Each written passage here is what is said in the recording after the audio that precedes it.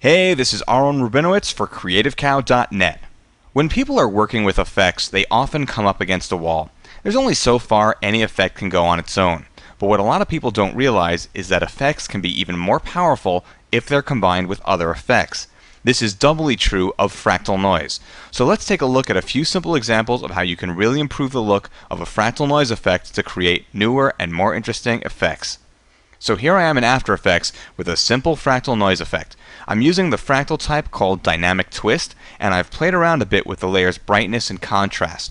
Also, I've set keyframes to animate both the evolution and the offset found in the Transform section in order to help simulate some motion.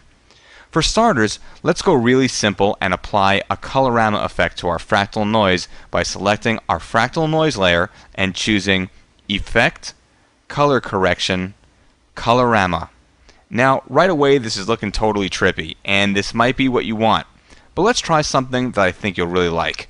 In the Effects panel, in the Colorama settings, twirl down the Output Cycle settings, and you'll see that we have a property pull-down called Use Preset Palette, which contains many options. This allows you to apply color combinations based on the intensity of the pixels on layers that you're affecting. That means that white pixels may get one color and black pixels will get another, and the various shades of gray will also get their own colors, all of which are based on this output cycle. For the Use Preset Palette pull-down, I'm going to choose the setting called Fire. Ooh, nice. I'm also going to apply a glow effect to the layer by selecting the fractal layer and choosing Effect, Stylize, Glow. I'll set the glow threshold to 80% and the glow radius to 70. Furthermore, I'll add in a new adjustment layer by choosing Layer, New, Adjustment Layer, and then I'll add the Force Motion Blur effect by choosing Effect, Time, CC Force Motion Blur. I recently covered this effect in its own podcast, so check that out. I'll set the Force Motion Blur effect's motion blur levels to 16. And then, if I do a RAM preview, I can see a nice fiery animation that can be used as a background or an overlay or as a fill on some text. Now, another example of doing this would be to take this simple fractal animation and create something quite ominous. This fractal animation has been set up on a solid red layer, and then I set the fractal effects transfer mode to multiply to allow some of the red to show through. I also set the fractal type to dynamic. The noise type is set to spline, and the contrast is set to 150 while the brightness is set down to -15.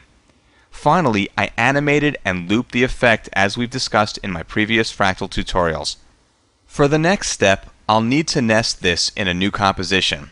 And once I do that, I'll select the layer and choose Effect, Stylize, CC Glass. This effect can use the brightness of a layer to create a glass-like sheen over the surface.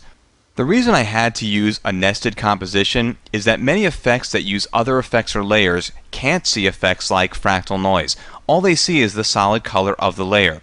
But once you nest your pre-composition or pre-compose your fractal layer, it can then see the fractal noise. Anyway, in the Effects panel, I'll twirl down the surface settings and I'll set the softness to 7. And then the height to 100 and the displacement to 20.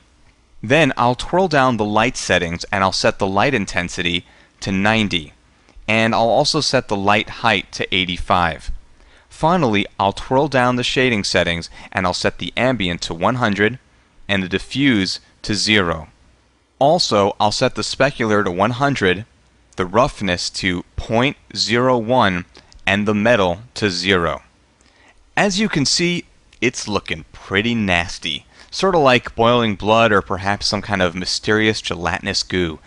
Gelatinous goo. Furthermore, you could also add a levels effect and tighten things up a bit, which would give it a little more contrast. The possibilities are infinite. So as you can see, applying effects to fractal noise can yield some amazing results, but this also works in the opposite direction as well. You can use fractal noise to drive other effects such as a displacement effect like I covered in my displacement map tutorials, or transitions such as the gradient wipe transition, which uses the brightness of pixels to control a fade-off. And this applies to any other effect that can use the brightness of pixels to control the way the effect looks or behaves. Hopefully, I've gotten you to look at things a little differently, and it'll help encourage you to experiment with multiple effects, because in After Effects, experimentation is the name of the game. If you've enjoyed this podcast, check out all the Creative Cow podcasts at www.creativecow.net/podcasts. Wow, how many times can we say podcast in one sentence? Oh, and don't forget, you can get the files for this and other podcasts at www.creativecow.net/AE, what's that word? Podcast. Once again, this is Aaron Rabinowitz for CreativeCow.net.